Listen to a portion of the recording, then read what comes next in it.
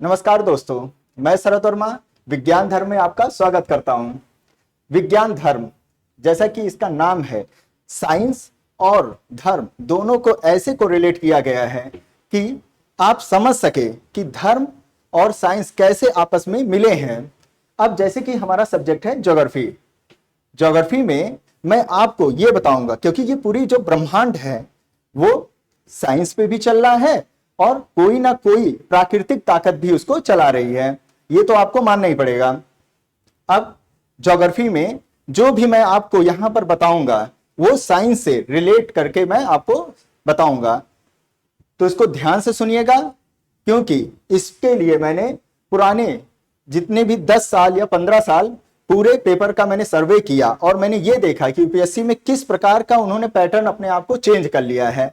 अब जैसे कि मैंने आपको डेमो में बता ही दिया था पिछली क्लासेस में कि 20 से 18 क्वेश्चन तो आते ही हैं और उसमें जो भी 15 से 11 क्वेश्चन रहते हैं उसको ये लोग कोरिलेट कर देते हैं नए जो भी हमारी सुर्खियों में चल रहे होते हैं, और बाकी जो रहते हैं वो पुराने ही जो बेसिक होते हैं उसी पे ही रहते हैं। आप 1990 का देखे होंगे पेपर और वहां से 1996 2000 तक का देखते हैं तो एक बेसिक पैटर्न ही अपनाया गया, लेकिन 2015 के बाद से पूरा पैटर्न एक हायरार्की के रूप में चेंज करते हुए चले गए हैं। और उसी में ही बच्चे ये कह देते हैं कि डीप क्वेश्चन आया हुआ है, काफी अंदर से पूछा गया है, तो ऐसा कुछ नहीं। जो आपके अगल बगल हो रहा है, सुर्खियों में जो चल रहा है, वही आपका क्वेश्चन बन जाता है ज्योग्राफी में। तो देर न करते हुए चलते हैं आप ज्योग्राफी। जैसा कि नाम आप देख रहे हैं ज्योग्राफी, इसमें पूरे पृथ्वी का वर्णन किया जाएगा, साथ ही साथ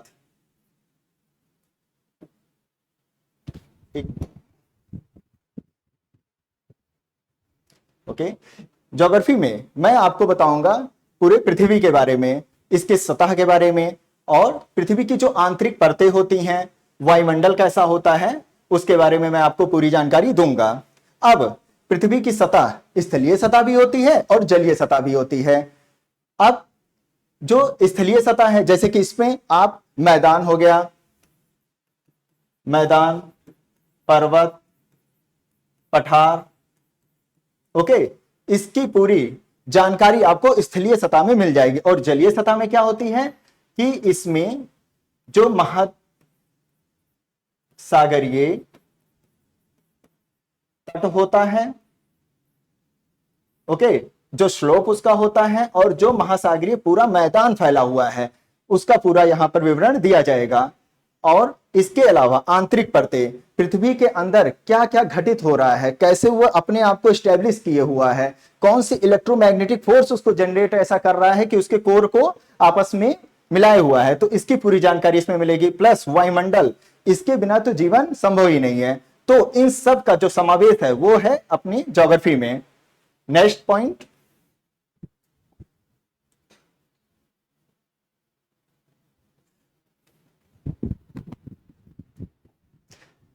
जैसे कि आप देख रहे हैं पृथ्वी की सतह, इसमें क्या है कि स्थलीय स्वरूप विशेषताओं का पूरा अध्ययन इसमें किया जाएगा, ओके, जिसमें मैं आपको पढ़ाऊंगा भू आकृति विज्ञान के बारे में, साथ ही साथ मौसम और जलवायु के बारे में। अब भू जो हमारा आकृति विज्ञान है, ये एक साइंस से इसको मिक्स करते हुए हम ये आपको बताएंगे कि कहां पर, जैसे कि आप कहीं भी रह रहे होंगे, आप या तो मैदानी इलाके में रह रहे होंगे, या पर्वतीय इलाके में रह रहे होंगे, या पठारी इलाके में रह रहे होंगे, तो आपको रटना नहीं है कुछ भी, आप अपने अगल बगल की चीजों को देखकर समझ जाइए, उसी वही ही ज्योग्राफी बन जाती है और उसी को ही यूपीएससी क्वेश्चन बना के रख देता है। मौसम, घर में बैठे हैं या कहीं जा रहे हैं, किसी टूर पे जा रहे हैं, तो वहां के मौसम को देखकर आप ये सोचने की कोशिश करिए, क्या वहां पर आर्द्र मौसम है, ह्यूमिडिटी ज्यादा है, या वहां पर शुष्क मौसम है, या वहां पर लगातार बारिश हो रही है कि बाढ़ की स्थिति बनी हुई है। तो इन सब का पूरा विवरण जो है जलवायु विज्ञान में मिलेगा, और इसको मैं जो भी इसकी जानकारी होगी उसको सीधे मैं आपको बताऊंगा भारत के परिप्रेक्ष्य में, ताकि आप तुरंत ही ये जानिए कि भौगोलिक स्तर पर उसका क्या हो रहा है, वैश्विक स्तर पर, और साथ ही साथ आप जान जाएंगे कि वो भारतीय स्तर पर उसका क्या प्रभाव पड़ रहा है। तो इससे आपको समझने में कोई दिक्कत नहीं होगी। और प्लस मृदा और वनस्पति, ये हमारा जो शरीर है ये क्या है, एक जस्ट मिट्टी के समान ही है और लास्ट में मिट्टी में ही मिल जाना है। तो मिट्टी को तो समझना बहुत ही जरूरी है। और इसी मिट्टी को कौन पनपता है, वनस्पति पनपती है। और इसके लिए कौन चाहिए, जलवायु चाहिए होता है ना, कि ये दोनों कैसे कोरिलेट कर रहे हैं और ये जलवायु कैसे भू आकृति को विज्ञान की तरफ मुड़ रहा है, कि जहां पर पर्वत है, पठार है, वहां पर मौसम अलग पड़ रहा है, जहां पर मैदान है वहां मौसम अलग हो रहा है। तो इस प्रकार इन सारे पॉइंट का समावेश आप देखेंगे भौतिकी या प्राकृतिक भूगोल में। तो ये भी मैं आपको डिटेल में बताऊंगा इसके बारे में। नेक्स्ट,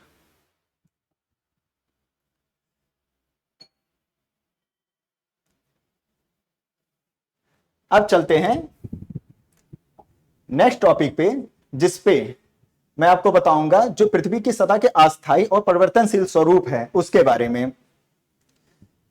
कोई भी चीज बिना फोर्स के नहीं चल सकती है और इसमें आपके न्यूटन भाई ने तो बता ही दिया था कि उनके ऊपर एप्पल गिरी तो पूरा उन्होंने गति और फोर्स सब कुछ निकाल के रख दिया धरती पे। लेकिन उससे भी पहले केवल उन्हीं के कहने पे नहीं, हमारे यहां भी भारत में भी कई ऐसे विद्वानों ने जन्म लिया है, आर्यभट्ट और जैसे उनके जैसे और भी विद्वान, जैसे कि आपने चंद्रगुप्त द्वितीय के दरबार में ही देखा होगा, नवरत्न में से उनमें भी कई ऐसे विद्वान जन्म लिए। उन्होंने हमारे अंग्रेजी सभ्यता से पहले ही अपने विचार रख दिए थे पृथ्वी के बारे में, कि पृथ्वी गोल गोल घूमती है, उसका डायरेक्शन कैसा है, ये पूरी जानकारी उसमें बताई गई है। अब कोई भी चीज बिना फोर्स के नहीं हिल सकती है, ये तो आपको भी मालूम है। इसमें दो तरह का फोर्स वर्क करता है। कौन कौन सा? एक तो अंतर्जात बल होता है, जैसा कि इंडोजेनेटिक फोर्स।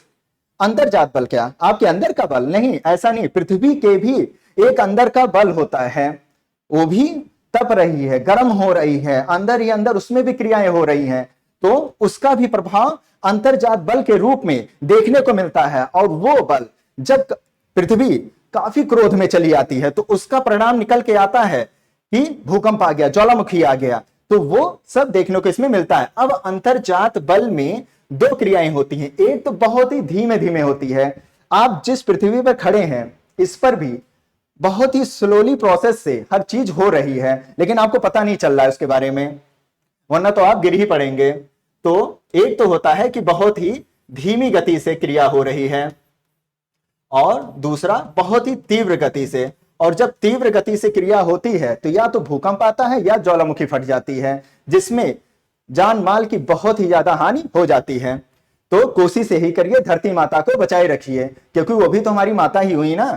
तो इसमें मैं आपको बताऊंगा पटल विरूपण संचलन के बारे में। पटल विरूपण नाम तो काफी भारी भरकम है। इसमें यह है कि जो सरफेस एरिया है उसमें कैसे संचलन हो रहा है।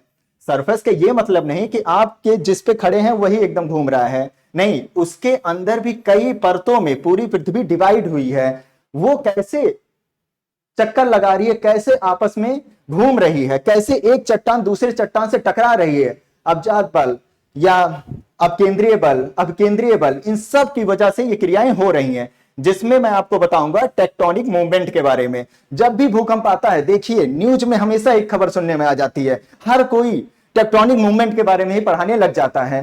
तो क्यों ना आप ही पहले वो जान लीजिए, जब भी भूकंप आए कोई भी आपसे पूछे तुरंत आप उसका जवाब दे दीजिए। जरूरी थोड़ा ना हमेशा न्यूज चैनल ही देखें या कहीं भी जाकर के आप देख के, ये आपको याद दिमाग में एकदम बसा लीजिए कि क्या है टेक्टोनिक मूवमेंट। इसमें जैसे कि जो पृथ्वी की सतह है आपस में जैसे टकराती है, जो उसमें फोर्स लग रहा है, कैसे वो संचलित हो रही है, इसकी पूरी विवरण जो है वो विवर्तन की संचलन टेक्टोनिक मूवमेंट में कहा गया है, जिसमें कई विचारकों ने अपने विचार दिए हैं। ओके, इसके अलावा स्थैतिक संचलन, नाम में जाइए, सम स्थैतिक, यानी कि समान बनाने की जो प्रोसेस चल रही है पृथ्वी में। कोई भी चीज है, पृथ्वी का एक सबसे अच्छा चीज जानते हैं आप क्या है? जब भी उसमें कोई भी दिक्कत शुरू हो जाती है वो तुरंत अपने आप को बैलेंस करना शुरू कर देती है। अब आप आज पॉल्यूशन कर रहे हैं, जलवायु परिवर्तन हो रहा है, चाहे वो COP21 में आप देख रहे हैं पेरिस सम्मेलन हो रहा है, 1.5 डिग्री सेल्सियस से आगे नहीं बढ़ने देंगे, लेकिन वो सिर्फ कागजी रह गया है। देख रहे हैं जलवायु परिवर्तन इतनी तेजी से बढ़ रहा है, कोप 26 चल गया है, ग्लासगो सम्मेलन हुआ, उसमें भी वही बात दोहराई गई, लेकिन अभी तक फिलहाल मैं तो नहीं देखा हूं कि जलवायु परिवर्तन पर किसी भी प्रकार का रोक लगा है। एट लास्ट वो कौन सही करेगा? वो सही करेगा हमारी प्रकृति ही जब क्रोध में आएगी, वो बैलेंस करना शुरू करेगी तो वही करेगी। लेकिन इसमें मेनली मैं आपको क्या बताऊंगा, जो एक्सटर्नल फोर्सेस जैसे कि जो मौसम की वजह से जो भी क्रियाएं हो रही होती हैं, उससे पृथ्वी अपने आप को जो बैलेंस कर रही होती है, उसका पूरा विवरण आपको मिलेगा समस्थैतिक संचलन में। आइसोस्टैटिक मूवमेंट, सुस्थैतिक संचलन, इसमें क्या होता है? इसमें केवल स्थल पे ही हर क्रिया नहीं होती है, जल के अंदर भी कई क्रियाएं हो रही होती हैं, उसमें भी कटक बनते हैं, मैदान बनते हैं। आप सुनामी तो देखे ही होंगे, 2004 में आई थी, बहुत खतरनाक सुनामी आई थी, लाखों लोग उसमें मर गए थे, और उसका जो वेग उठा था इतनी तीव्र गति से ऊपर उठा था कि आप उसका अंदाजा नहीं लगा सकते हैं। उसका, मैं तब छोटा था तो मैंने उसको न्यूज में देखा था, मैं खुद देख करके उसको दहल गया था। तो वो सब क्रियाएं क्या होती हैं? कोई ऐसे तो आ नहीं जाता है कोई चीज, वो भी एक प्रकार का क्या होता है, अंदर जो पृथ्वी के अंदर जो भूकंप जनरेट होता है, जो उसके अंदर की जो क्रियाएं होती हैं, जो उसके अंदर की जो मैग्मा फूटती हैं, उनकी वजह से जब प्रेशर बनता है तो वही लहर के रूप में ऊपर ऊपर बढ़ती चली आती है, और जैसे जैसे स्थल की ओर बढ़ती जाती है वो और भी गति तो धीमी होती चली आएगी, लेकिन उसका जो ऊंचाई, उसका जो शेप है वो काफी हैवी हो जाता है। तो ये पढ़ेंगे हम सुस्थैतिक संचलन में। अब लास्ट, बहिर्जात बल, बाहर से लगने वाली क्रिया। ओके, इसमें क्या है, वायुमंडल भी हर प्रकार के क्रियाओं का संचलन करती है। हमारा पृथ्वी, हमारा शरीर क्या है, हमारे शरीर के अंदर जो ब्लड प्रेशर है वो भी वायुमंडल से तेज ही है, उसका जो दबाव है काफी तेज है। अगर ये वायुमंडल का प्रेशर ना हो तो हमारे शरीर के जितने भी ब्लड हैं सब बाहर निकल आएंगे। ये भी कोई ना कोई प्राकृतिक क्रिया ही है जो हमको बांधे हुआ है, और ये एक स्टेबल क्रिया है, और इसे तो मानव भी नहीं आज तक बता पाया है कि वो ब्लड कैसे बनता है। सोचिए, इतनी प्रगति हो गई है तो कहीं ना कहीं एक धार्मिकता से भी तो जुड़ा हुआ है ना वो चीज। तो साइंस भी सही है अपनी जगह पर, लेकिन विज्ञान धर्म भी उसमें जाकर के कहीं कोरिलेट हो गया, वरना तो खून क्यों हर कोई अपना ब्लड डोनेट करता है, बना भी तो सकता था ना उसको।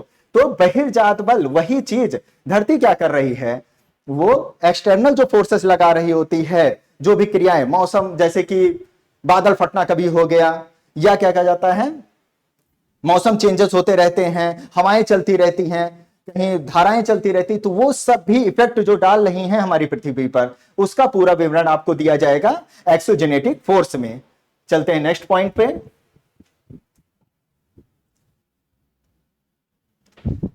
पृथ्वी का आंतरिक संरचना।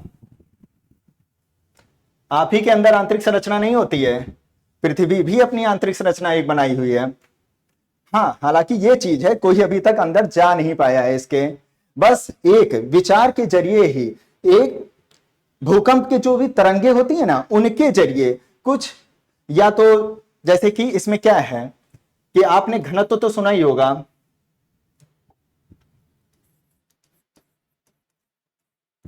घनत्व जो कि मास ऑब्लिक वॉल्यूम पर डिपेंड करता है। पूरा इस थ्योरम से कुछ जो भूगोलवेत्ता हैं उन्होंने पूरी जानकारी दी कि आखिर पृथ्वी के अंदर की संरचना कैसी है।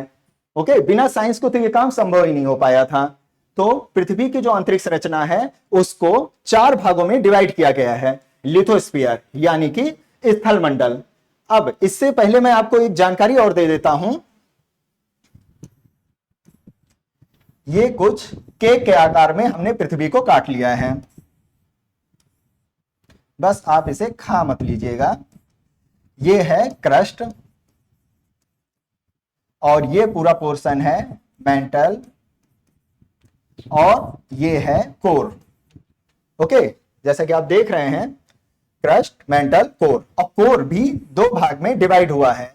एक होता है आउटर कोर, ये जो ऊपर का पोर्शन होता है, और एक होता है इनर कोर। क्रस्ट जिसपे आप हैं यही हमारा क्रस्ट होता है, और इसका मेटल का जो ऊपरी हिस्सा होता है और पूरा क्रस्ट को मिला करके तैयार होता है हमारा, क्या तैयार होता है, स्थल मंडल तैयार होता है। जैसे कि आप इसमें देख रहे हैं लिथोस्फीयर जो मेटल का ऊपरी हिस्सा होता है और पूरा क्रस्ट मिला करके तैयार हो जाता है लिथोस्फीयर। दुर्बल मंडल, दुर्बल मंडल कैसे होता है? दुर्बल मंडल से ये नहीं होता है कि वहां पर दुर्बलता फैली हुई है यानी कमजोरी है, नहीं, ऐसा कुछ नहीं है। यहां पर मेटल का जो पोर्शन होता है उसमें पाया जाता है, इसको कहा जाता है दुर्बल मंडल। फिर मेटल और जस्ट कोर के ऊपर वाला हिस्सा आप देख लीजिए, ये कहलाता है मध्य मंडल। ये वाला हिस्सा जो होता है मध्य मंडल होता है। और नीचे का बचा हुआ कोर, जिसमें नीचे वाला जो होता है ये सॉलिड एकदम होता है, ठोस अवस्था में, जिसको तोड़ पाना तो मुश्किल ही है। और एक होता है पूरी तरह लिक्विड अवस्था में, और यही जो लिक्विड होता है यही जनरेट करता है इलेक्ट्रोमैग्नेटिक फोर्सेस, जिसकी वजह से ये धरती टिकी हुई है, एक जगह पे घूम रही है। तो ये होता है हमारा केंद्र मंडल। अब इसमें मेटल कौन कौन से होते हैं? मेन कुछ मेटल आप जरूर जान लीजिए जो कि एग्जाम में काफी पूछा जाता है। मैं दिखा देता हूं बना के।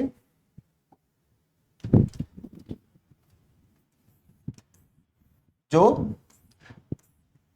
क्रस्ट होता है इसमें क्या होता है? सियोल होता है, फिर सीमा होता है और नीफा होता है।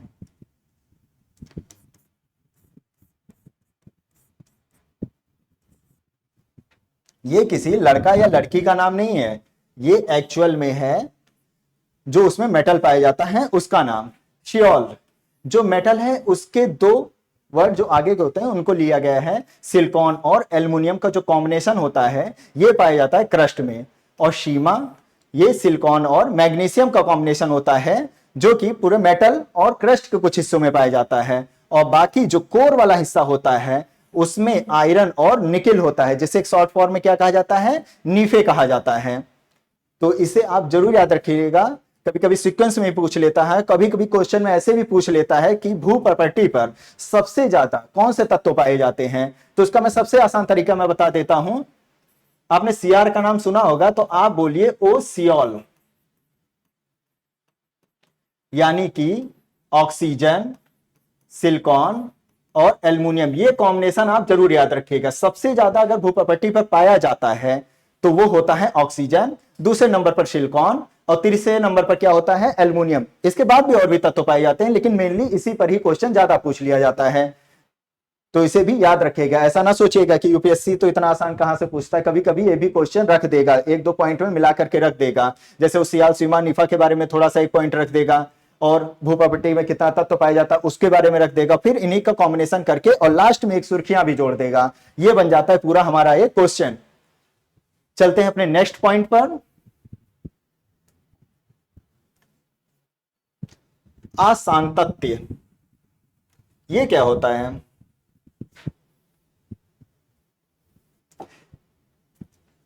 डिसकंटिन्यूटी, आपने इकोलॉजी चैप्टर में पर्यावरण पारिस्थितिकी में आपने पढ़ा होगा संक्रमणीय क्षेत्र, ट्रांजिशनल जोन सुना आपने सुना होगा,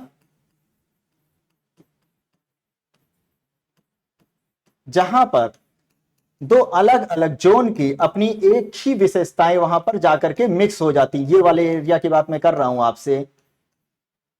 इसको मिलाने वाली जो लाइन होती है उसी को ही क्या कहा गया है? डिसकंटिन्यूटी कहा गई है। याद रखिएगा, उसी को ही असांतत्य कहा जाता है।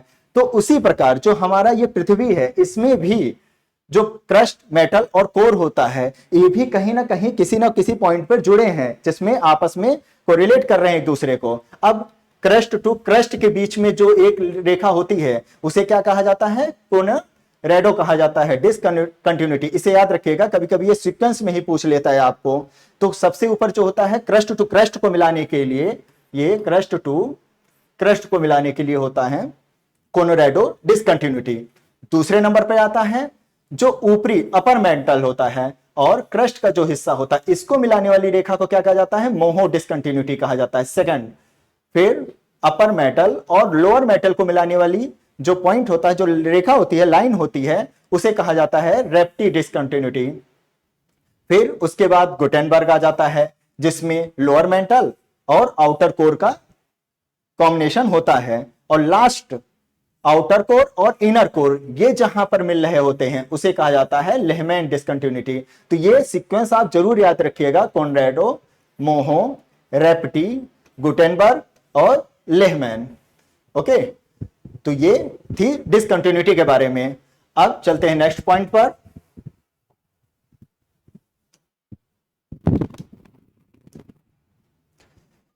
भूकंप शास्त्र पर आधारित अध्ययन ये क्या है? जैसा कि मैंने अभी आपको बताए थे कि हमारी पृथ्वी पर कुछ ना कुछ अंतरजातीय बहिर्जातीय क्रियाएं होती रहती हैं। तो जो अंतरजातीय क्रियाएं हैं उसमें भूकंप शास्त्र का पूरा अध्ययन उसी पर ही डिपेंड करता है। अब इसी भूकंप के द्वारा कुछ भूगोलवेत्ताओं ने यह बता दिया कि पृथ्वी के अंदर कहां पर ठोस अवस्था है और कहां पर तरल अवस्था है, कहां पर सॉलिड है, कहां पर लिक्विड है। तो तरंगों के रूप में, इससे पहले मैं आपको साइंस के 2 पॉइंट बता देता हूं इसमें, क्योंकि भूकंप को समझने के लिए आपको साइंस समझना ज्यादा जरूरी है। आपने पढ़ा होगा वेव्स के बारे में, एक होता है मैकेनिकल वेव होता है और एक होता है इलेक्ट्रोमैग्नेटिक वेव्स होता है। तो जो मैकेनिकल वेव होता है उसमें होता है ट्रांसवर्स वेव्स और लॉन्गिट्यूडनल वेव होता है। ट्रांसवर्स वेव जो होता है इसमें जो भी धाराएं होती हैं वो लंबवत चलती हैं, कुछ इस प्रकार एक डांस करते हुए चलती हैं। और जो लॉन्गिट्यूडनल वेव्स होते हैं इसमें पैरेलली चलते हैं, कुछ ऐसे चलते रहते हैं। ओके, जैसे कि आपने कभी तालाब में कोई कंकड़ फेंक दीजिए तो देखिए उसमें कुछ वेव्स जनरेट होते हैं, कभी लंबवत और फिर एक दूसरे को धक्का मारते हुए वो पैरेलली आगे बढ़ते रहते हैं। तो वो चीज आपको जानना जरूरी है, अनुप्रस्थ और अनुदैर्ध्य। अनुप्रस्थ तरंगे, इसका एक एग्जाम्पल आप जरूर पढ़े होंगे प्रकाश वेव्स के बारे में।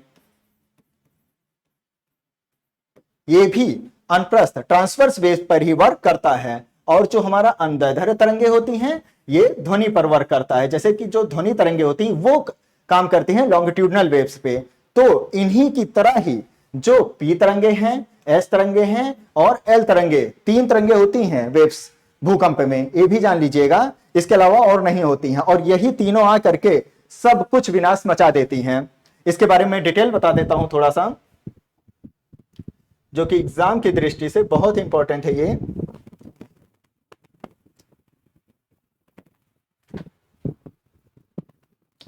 ये है भूकंप के कुछ वेव्स के बारे में। इन्हें बॉडी वेव्स, कौन कौन से इसमें बॉडी वेव हैं? 2 ही हैं, एक होता है पी और एक होता है एस तरंगे। ये होती हैं बॉडी वेव्स, पी और एस तरंगे, इन्हें जरूर याद रखिएगा। एल को उसमें नहीं रखा गया है। पी यानी कि प्राइमरी वेव्स, यानी कि इसको आप कह सकते हैं प्राथमिक। पी तरंगे जो होती हैं इनकी जो गति होती है ये काफी तेज होती है, लेकिन जो इनकी तीव्रता होती है, इंटेंसिटी जो होती है वो कम होती है इन कंपैरिजन टू एस और एल के। और इनका जो नेचर होता है, जो वर्क कर रहे होते हैं, साइंस के किस वेव पर वर्क करते हैं, ये अनुदैर्ध्य तरंगों के ही समान होते हैं, ये भी याद रखिएगा। यानी कि जो भी पी तरंगे होती हैं वो कुछ ऐसे ऐसे चलेंगी। यानी कि आप अगर खड़े हैं धरती पे, आप अगर ऊपर नीचे हो रहे हैं तो इसका मतलब पी तरंगे आपको फील हो रहा है उस समय, लेकिन इसमें ज्यादा हानि आपको नहीं होगी या कोई भी जान माल का खतरा नहीं होगा। दूसरे नंबर पे होता है एस तरंगे, यानी कि सेकेंडरी वेव्स, द्वितीयक तरंगे। इनकी जो गति होगी पी से तो थोड़ी सी धीमी होगी, लेकिन एल तरंगों से थोड़ी सी ज्यादा होंगी, यानी कि एक मध्यम गति को ये मेंटेन करेंगी। सेम तीव्रता में पी से ये थोड़ा सा ज्यादा होंगी लेकिन एल से कम होंगी। और ये किसका नेचर को फॉलो करती हैं? अनुप्रस्थ तरंगों के समान होती हैं। ओके, सॉरी, मैंने पी तरंगों में आपको कुछ पैरेलली देखने को मिलेगा, इसमें ऐसे चलेगा। और जो अनुप्रस्थ तरंगे होती उसमें चलता है लंबवत रूप में। एस तरंगे जो होती ये चलती है लंबवत रूप में। वो वाला आप डिलीट कर दीजिएगा, उसको दिमाग में ना रखिएगा। जो पी तरंगे होती हैं वो पैरेलली चलती हैं और जो एस तरंगे होती हैं वो लंबवत चल रही होती हैं। और जब यही दोनों तरंगे मिल जाती हैं तो जनरेट करती हैं एल तरंगे। इनको क्या कहते हैं? इनको लव तरंगों के नाम से भी जाना जाता है। ये एक प्रकार के सरफेस तरंग होती है, ये सबसे खतरनाक तरंगे होती हैं। और इनकी जो गति होती तो बहुत धीमी है, लेकिन जितनी भी होती है अच्छे से विनाश करती हैं, क्योंकि इसमें दोनों के गुण मिलते हैं। और इनकी तीव्रता बहुत ही ज्यादा होती है, क्योंकि इसमें अनुदैर्ध्य और अनुप्रस्थ दोनों के समान गुण मिलते हैं। ये ऊपर नीचे भी करेंगी और दाएं बाएं भी करेंगी, यानी कि पूरी तबाही निश्चित है इसमें। तो ये थी पी तरंगे, एस तरंगे और एल तरंगों के बारे में। अब कुछ जो भूगोलवेत्ता है उसके आधार पर कैसे उन्होंने तय किया कि नीचे सॉलिड है या लिक्विड है। पी तरंगों की खासियत होती है कि वो चाहे सॉलिड हो या लिक्विड फॉर्म हो। जैसे कि हमारा जो ये आउटर जो कोर होता है ये लिक्विड फॉर्म में है और जो इनर कोर होता है ये सॉलिड फॉर्म में है। तो जो पी तरंगे होती हैं ये सॉलिड और लिक्विड दोनों में चल सकती हैं। ये सॉलिड एंड लिक्विड दोनों में चल सकती है, विचरण कर सकती है। बस अंतर इतना है कि लिक्विड में जैसे ही ये जाएंगे इनकी गति जो है धीमी हो जाएगी। तो भूगोलवेत्ताओं ने सोचा कि धीमी हुई है, इसका मतलब इसने तरल अवस्था में प्रवेश कर लिया है। इस आधार पर इन्होंने तय कर दिया कि पहले तो ठोस अवस्था मिली होगी, फिर तरल अवस्था मिली होगी, और जैसे ही उसने फिर से इनर कोर में प्रवेश किया पी तरंग ने, फिर से स्पीड पकड़ लिया उसने, उसके बाद फिर धीमे होते चला गया। तो उन्होंने तय कर लिया कि पहले तो सॉलिड होगा, फिर लिक्विड होगा, फिर सॉलिड मिला होगा।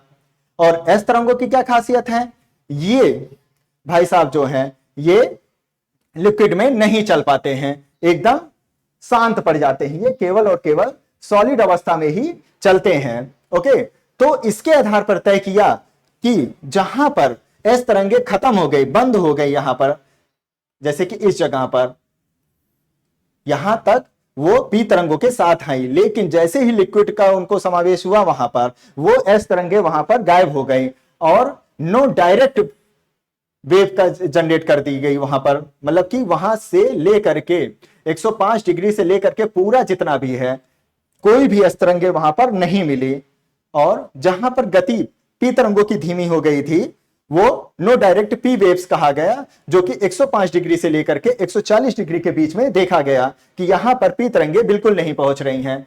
तो इस प्रकार पता किया गया कि धरती के अंदर किस प्रकार ये विचरण कर रही हैं। नेक्स्ट पॉइंट,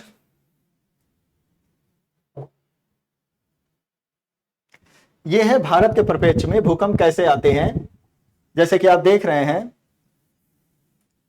भारत में 4 भूकंप जोन ही डिवाइड किए गए हैं। पहले तो फर्स्ट भी था, लेकिन फर्स्ट और सेकंड को मिक्स करके एक ही कह दिया गया, क्योंकि फर्स्ट बहुत ही शांत अवस्था में रहता था, इसमें कोई भी ज्यादा हलचल नहीं देखने को मिलती थी, लेकिन सेकंड के साथ ही इसी को मिक्स इसलिए कर दिया गया, मर्ज कर दिया गया। और फिर थर्ड अवस्था उससे खतरनाक, फोर्थ अवस्था उससे भी ज्यादा खतरनाक, और फिफ्थ अवस्था जब आ जाती है इसमें क्या है कि नॉर्मल जो है हिले डुलेंगे, कुछ बिल्डिंगों में ही क्रैशेस आएंगे। फोर्थ जोन जो होता है इसमें बिल्डिंगों में कुछ तबाही भी देखी जाएगी, और फिफ्थ जोन जैसे ही एंट्री मारेगी सब कुछ समाप्त, एकदम विलीन धरती में।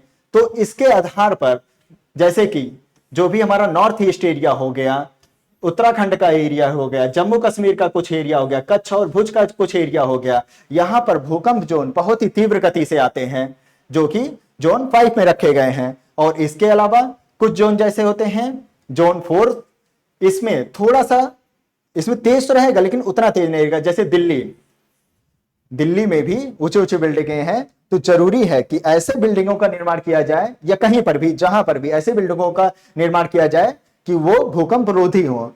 तो दिल्ली जो कि भारत की राजधानी भी है वो पहुंचता है जोन 4 में, और अहमदाबाद, मुंबई जैसे जो मेन सिटीज हैं ये किस जोन में आ जाते हैं, जोन 3 में आ जाते हैं। और उसी जोन 3 में आता है चेन्नई भी। ये कुछ महानगर हैं जिनके बारे में आप जाने रखिएगा। और कोलकाता भी हमारा जोन 3 में आ जाता है। तो ये डायग्राम था, मैप है ये भूकंप के बारे में, कैसे भारत में भूकंप का पूरा वितरण होता है। नेक्स्ट पॉइंट, भूकंप की तीव्रता। जैसे कि भूकंप जब आता है तो उसको कैसे डिक्लेयर किया जाता है, एक तो होता है रिएक्टर स्केल के आधार पर, और एक होता है मर्केली स्केल के आधार पर। रिएक्टर ये ओपन एंडेड स्केल होता है, यानी कि कभी भी अगर भूकंप, और भी इन्होंने मान लो तय कर लिया कि 1 से 10 रेंज के बीच में भूकंप आ रहा है, कभी मान लीजिए उसने 11 और 12 पॉइंट को भी कवर कर लिया, तो इसमें वो पॉइंट जोड़ा जा सकता है। ये ओपन एंडेड स्केल में इसीलिए रखा गया है, और उसका जो पूरा पैमाना होता है ये लॉगरिथमिक आधार पर किया जाता है। ओके, ये कैसे किया जाता है? लॉगरिथमिक आधार पर। जैसे कि अगर कोई भूकंप आया, उसमें एक पॉइंट की अगर बढ़ोतरी होती है तो जो इंटेंसिटी, उसकी जो तीव्रता होती है, उसमें 10 गुना की बढ़ोतरी हो जाती है, और उसमें जो ऊर्जा जनरेट करता है पृथ्वी अपने अंदर से, वो टोटल 32 गुना तक की ऊर्जा जो है, 32 गुना ऊर्जा जो है वो अपने अंदर से जनरेट कर देता है, बाहर निकाल देता है। तो इसे जरूर याद रखिएगा, ये पॉइंट कभी कभी पूछा जा चुका है, यूपीएससी में भी इसके क्वेश्चन आ चुके हैं, तो इसे जरूर याद रखिएगा। और मर्कली स्केल क्या होता है? इसमें 1 से 12 तक की ही संख्याओं के आधार पर इसको डिक्लेयर किया जाता है। ये एक क्लोज एंडेड स्केल होता है, यानी कि कभी अगर 12 से ज्यादा हो गया, 13वें नंबर पे आ गया कोई पॉइंट, तो इसको इसमें ऐड नहीं किया जाएगा, क्योंकि ये क्लोज एंडेड है। इसमें 1 से 12 के बीच ही तय कर दिया गया है, और इसको जो तय करने का पैमाना होता है, लीनियर स्केल के द्वारा इसको निकाला जाता है, पूरे भूकंप का विवरण। ओके, तो इसी के साथ आज का ये वीडियो यहीं पर खत्म होता है। आशा करता हूं आपको जो भी जानना है धरती के बारे में, पृथ्वी के बारे में, उसका सही और सटीक विवरण आपके पास पहुंच गया होगा। आशा करता हूं आपको कि आप हमसे निराश नहीं हुए होंगे। तो प्लीज इस चैनल को लाइक करिए, सब्सक्राइब करिए, और जितना ज्यादा हो सके आगे बढ़ाइए। धन्यवाद, नमस्कार, और इसी के साथ मैं आपसे विदा लेता हूं।